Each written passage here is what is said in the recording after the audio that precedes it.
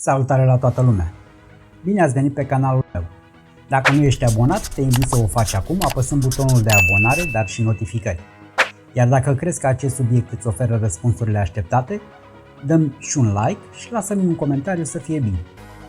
Minunata lumea acvatică ne aduce ca temă pentru astăzi bolile peștilor. Există multe boli care pot afecta peștii de apă dulce.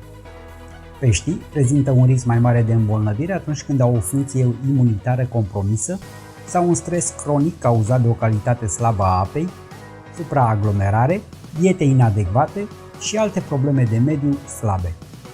Includerea unui filtru și a unei filtrări optime pentru acvariu pentru menținerea condițiilor optime de apă poate reduce semnificativ riscul de boli, precum și schimburile regulate de apă. Recunoașterea bolilor la pești poate fi dificilă pentru noi proprietari de pești. Semnele fizice evidente, cum ar fi pete, bulgări, solzi lipsă sau aripioare sfâșiate, sunt cele mai ușoare semne ale peștilor bolnavi.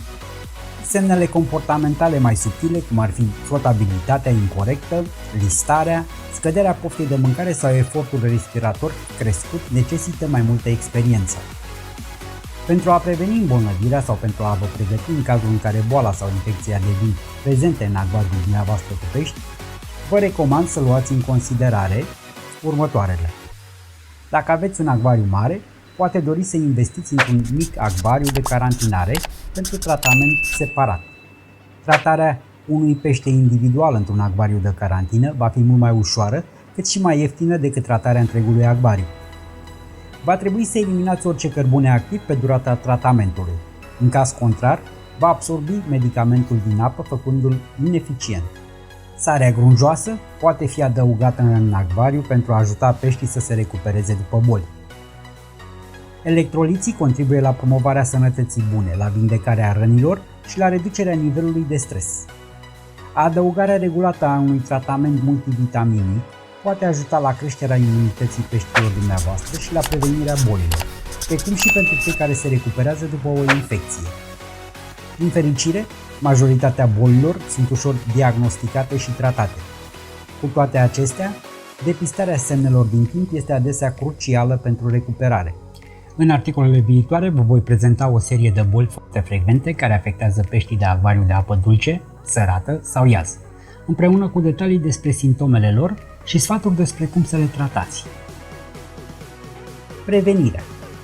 Majoritatea bolilor întâlnite la pești se datorează slăbirii sistemului imunitar și al stresului, iar factorii principali sunt transportul, calitatea slabă a apei, elementele chimice corespunzătoare din apă, filtrarea necorespunzătoare a apei, supraaglomerarea, excesul de lumină, agresivitatea altor pești.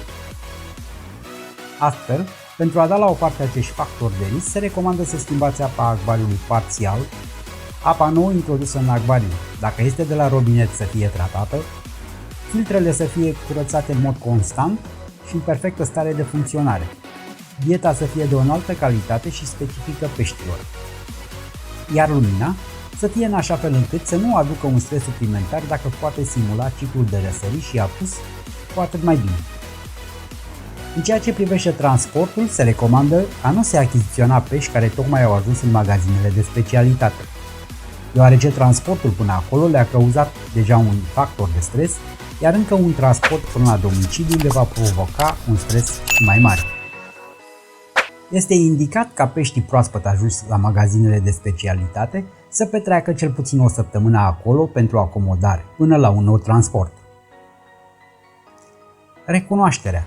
Dacă în cazul câinilor sau a pisicilor este dificil să recunoști când suferă de diverse afecțiuni, în cazul peștilor este și mai dificil, deoarece aceștia sunt mai puțin expresivi, iar contactul cu ei nu este la fel de des și de apropiat.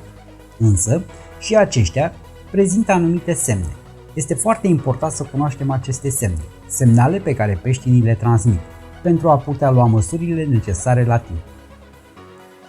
Astfel, atunci când un pește nu este într-o stare foarte bună, se pot observa, în funcție de specie și de afecțiune, următoarele. Timpul de hrănire este mai mic decât de obicei. Prezintă pete albe sau ochi tulburi. Aripioare rupte sau rănite. Gâfâie la suprafața apei, ceea ce înseamnă o oxigenare slabă a apei, pierderea culorilor și a strălucirii, refuzul hranii.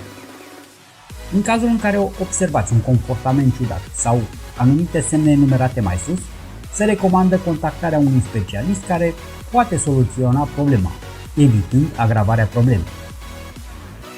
Acum, că am văzut în mare care sunt cauzele care pot duce la îmbolnăvirea peștilor, haideți să vedem care sunt cele mai comune boli care prezintă un real pericol pentru pești.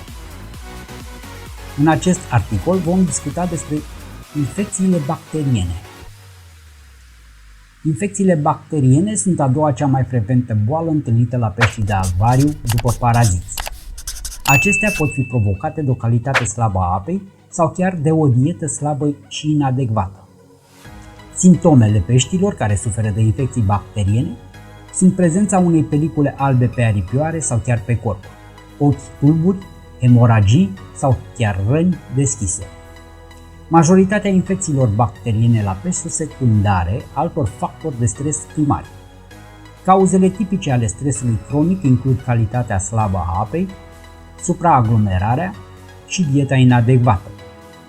Cele mai frecvente infecții bacteriene acvatice sunt cauzate de Aeromonas, Vibrio, Klebsiella, Pseudomonas și Flavobacterium spp. Există de asemenea Mycobacterium spp, infecții cunoscute sub denumirea de tuberculoză a peștilor, care pot infecta potențial oamenii care au o imunitate compromisă. Nu există niciun remediu pentru Mycobacterium spp și necesită consultarea unui medic veterinar acvatic pentru întreținerea sistemului.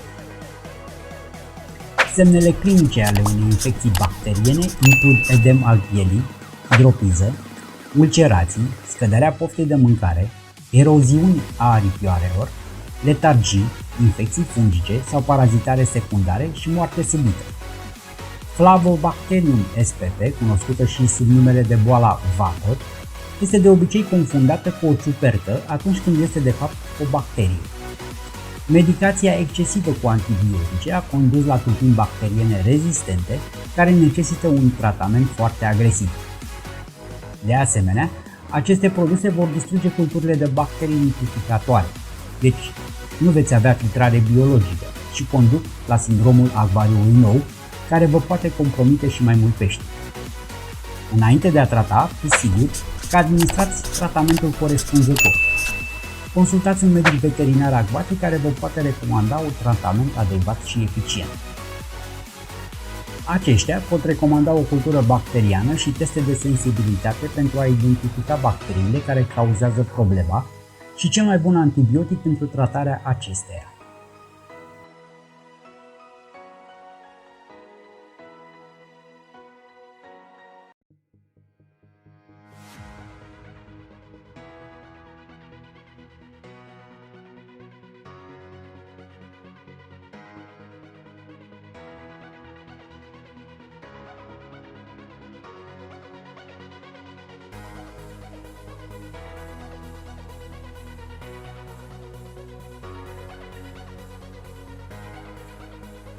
În articolele viitoare vă voi prezenta infecțiile bacteriene cel mai des întâlnite. Vă mulțumesc pentru vizionare. Dacă nu ești abonat al canalului meu, poate te-am convins să o faci apăsând butonul de abonare și notificări. Dacă v-a plăcut acest scurt articol, nu uitați să-mi dați un like și să-mi lăsați un coment. La revedere pe data viitoare!